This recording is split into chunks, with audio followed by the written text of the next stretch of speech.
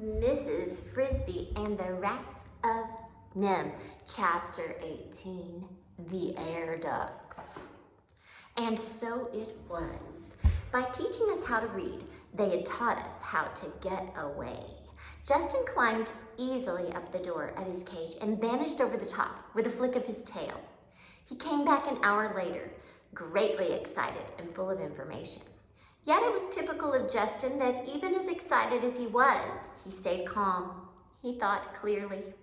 He climbed down the front of my cage rather than his own and spoke softly. We both assumed by now the other rats were asleep. "Nicodemus, come on out. I'll show you how." He directed me as I reached through the wire bars of the door and felt beneath it. I found the small metal knob, slid it forward and sideward, and felt the door swing loose against my shoulder.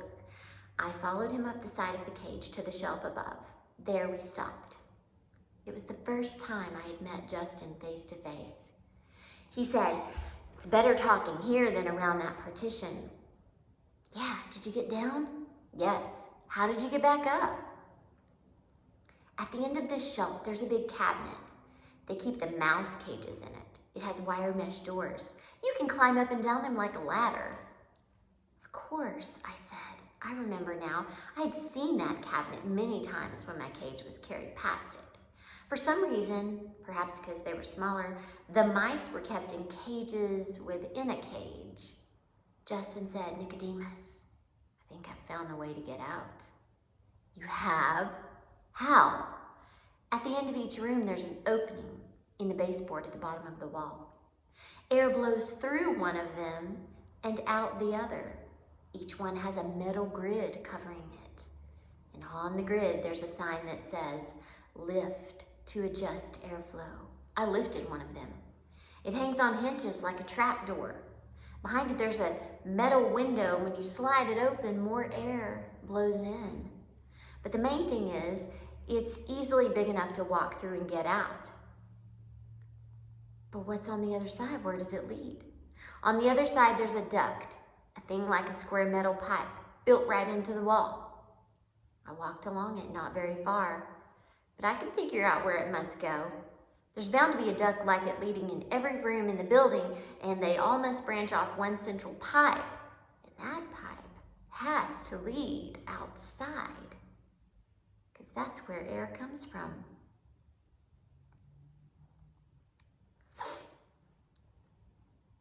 It was going to be easier said than done, and before it was done, there were questions to be answered. What about the other rats? There were 20 of us in the laboratory, and we had to let the others know. So one by one, we woke them up, and we showed them how to open their cages. It was an odd assembly that gathered that night under the dim lights and the echoing laboratory on the shelf where Justin and I had talked.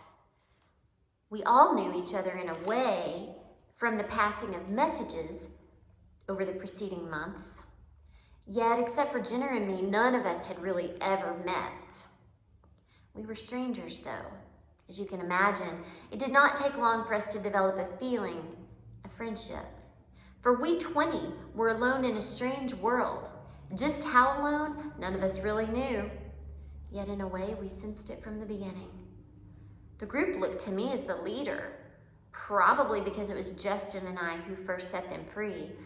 Justin was obviously younger than I. We did not attempt to leave that night, but we went together and we looked at the metal grid and we made plans.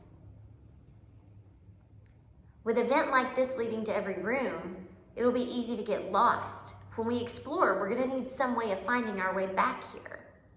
"But why should we come back?" someone asked. "Because it may take more than one night to find a way out. Whoever is doing the exploring must be back in his cage by morning, otherwise Dr. Schultz will find out." Jenner was right. It took us about a week. What we did after some more discussion was to find some equipment. First, a large spool of thread in one of the cabinets where some of us had seen Julie place it one day. Second, a screwdriver that was kept on a shelf near the electric equipment because, as Jenner pointed out, there would probably be a screen over the end of the air shaft to keep out debris, and we might have to try to pry it loose. What we really needed was a light. for the air ducts at night were completely dark, but there was none to be had, not even a box of matches. The thread and the screwdriver we hid in the duct a few feet from the entrance. We could only hope they would not be missed, or that if they were, that we wouldn't be suspected. Justin and 2 others were chosen as the exploratory party. One of the others was Arthur, whom you've met. They had a terrible time at first. Here was a maze to end all mazes, and in the dark, they quickly lost their sense of direction. Still, they kept at it night after night, exploring the network of shafts that laced like a cubical spider web through the walls and ceilings of the building. They would tie the end of their thread to the grid in our laboratory and unroll it from the spool as they went. Time and time again, they reached the end of the thread and had to come back. It just wasn't long enough, Justin would complain. Every time I come to the end, I think, if I could just go 10 feet farther. And finally, that's what he did. On the 7th night, just as the thread ran out, he kept walking along, and it slanted gently upward, but the spool was empty. You wait here, Justin said to the others. I'm going to go just a little way farther. Hang on to the spool, and if I call, call back. They had tied the end of the thread around the spool so that they would not lose it in the dark. Justin had a hunch. The air coming through the shaft had a fresher smell than where they were. And it seemed to be blowing harder than in the other shafts. Up ahead, he thought he could hear the whir of a machine running quietly.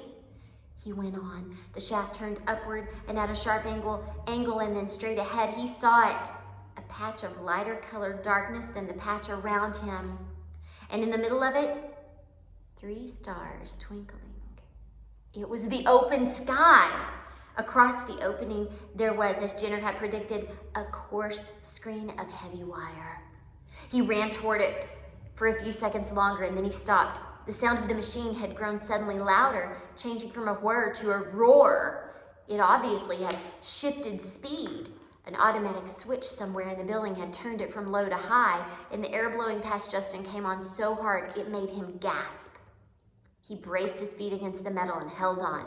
In a minute, as suddenly as it had roared, the machine returned to a whisper. He looked around and realized he was lucky to have stopped. By the dim light from the sky, he could see that he had reached a point where perhaps 24 air shafts came together like branches into the trunk of a tree. If he had gone a few steps farther, he would have never been able to distinguish which shaft was his. He turned in his tracks, and a few minutes later, he rejoined his friends.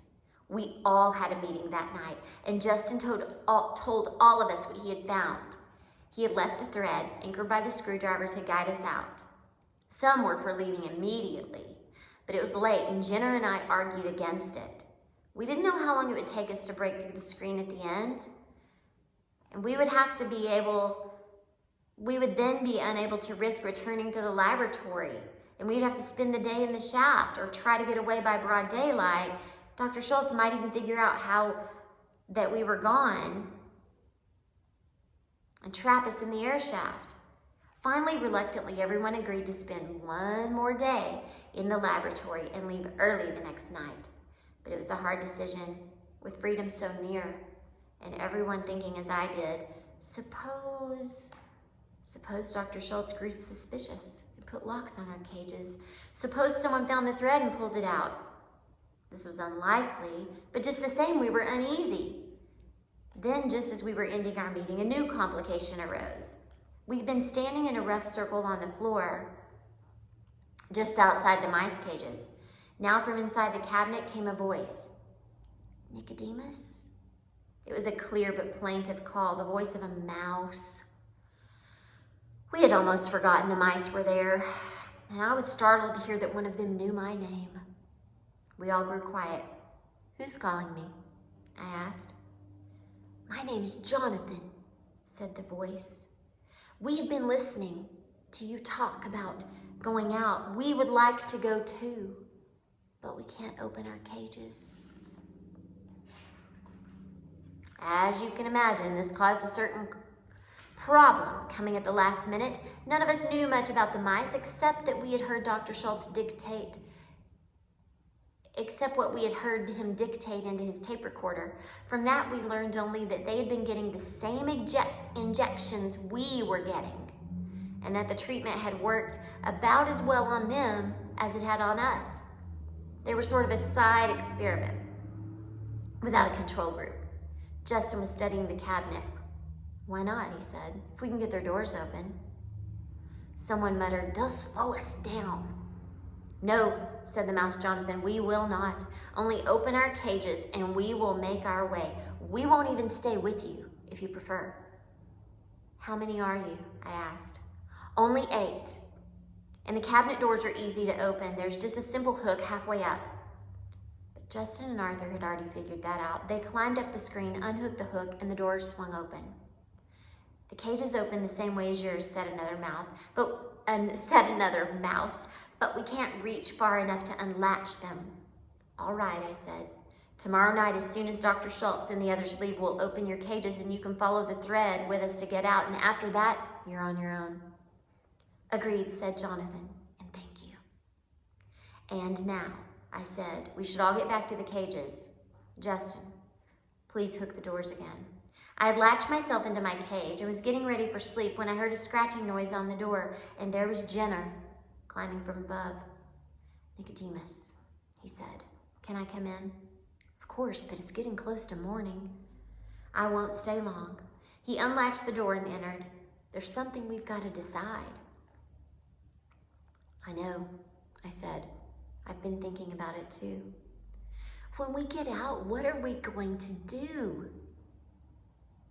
I couldn't see Jenner's face in the dark of the cage, but I could tell from his voice he was worrying. And I said, "At first, I thought home, of course, but then I remembered that won't work. We could find the way, I suppose, now that we can read, but if we did, then what? We wouldn't find anyone we knew." "And yet," Jenner said, "you know that's not the real point." "No. The point is this. We don't know where to go because we don't know what we are." "Do you want to go back to living in a sewer pipe and eating other people's garbage? Because that's what rats do." But the fact is, we aren't rats anymore. We're something Dr. Schultz has made, something new. Dr. Schultz says our intelligence has increased more than 1,000%. I suspect he's underestimating. I think we're probably as intelligent as he is, maybe more. We can read, and with a little practice, we'll be able to write too.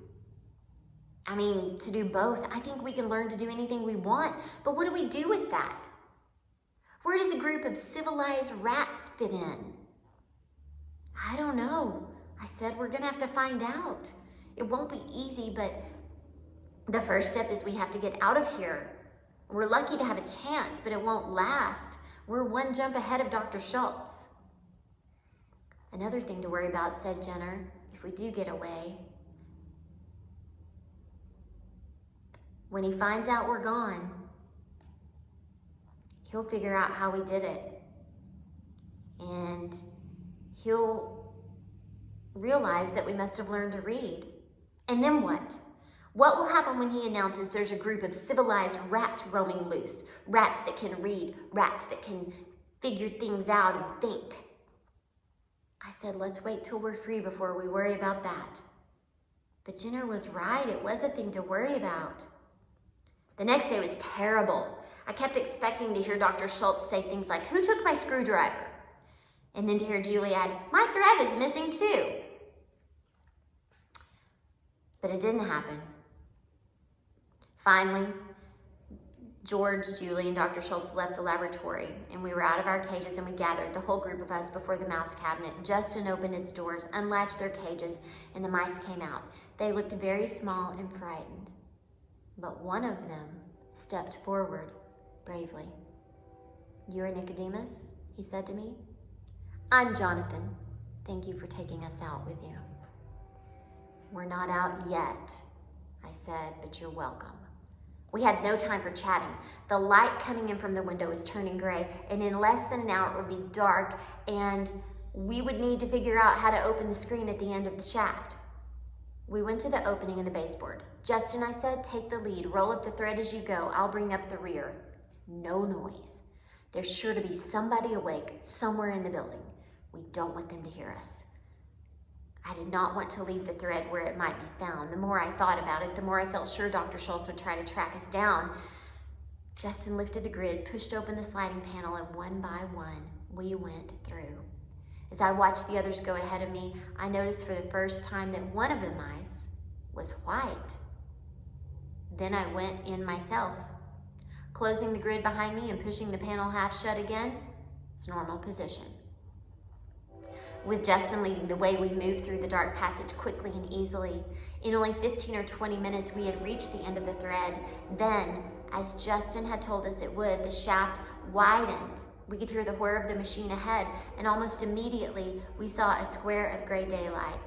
We reached the end of the shaft, and then a terrible thing happened. Justin, you will recall, had told us that the machine had switched from low speed to high speed when he first explored. So we were forewarned. The trouble was the forewarning was no use at all, as far as the mice were concerned. We were approaching the lighted square of the opening when the roar began. The blast of air came like a sudden whistling gale. It took my breath and it flattened my ears against my head. And I closed my eyes instinctively. I was still in the rear, and when I opened my eyes, I saw one of the mice sliding past me, clawing uselessly with his small nails at the metal smooth beneath him. Another followed him, and still another. As one by one they were blown backwards into the dark maze of tunnels we had just left. I braced myself in the corner of the shaft, and I grabbed at one as he slid by. It was the white mouse. I held on to the white mouse. I caught him by one leg, and I pulled him behind me, and I held on.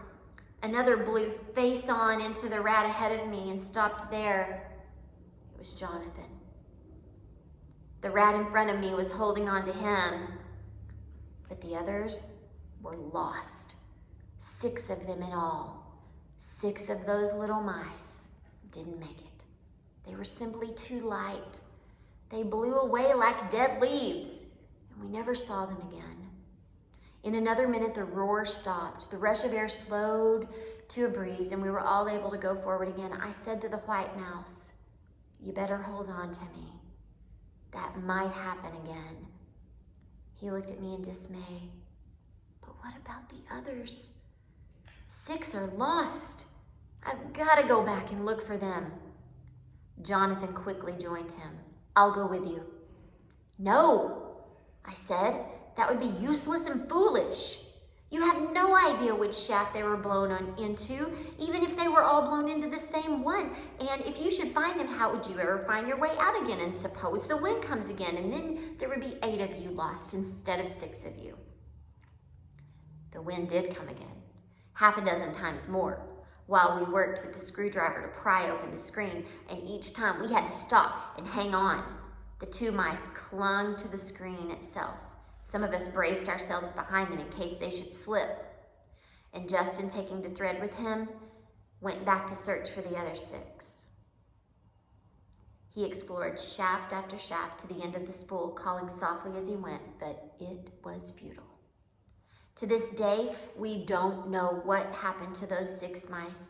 They may have found their way out eventually, or they may have died in there. We left an opening in the screen for them, just in case. The screen, it was a heavy wire with holes about the size of an acorn, and it was set in a steel frame. We pried and hammered at it with the screwdriver. Finally, the white mouse had an idea. "Push the screwdriver through the wire near the bottom," he said, "and pry up." We all did, and the wire bent a fraction of an inch. The hole in the wire grew slowly bigger until the white mouse said, "I think that's enough." He climbed to the small opening, and by squirming and twisting, he got through. Jonathan followed him. They both fell out of sight, but in a minute, Jonathan's head came back up in view on the outside. "It's a sliding bolt," he said. "We're working on it." Inside, we could hear the faint rasping of the 2 mice tugging at the handle, working back and forth. Then at the crack at the base of the screen widened, we pushed it open, and we were standing on the roof of NIM. free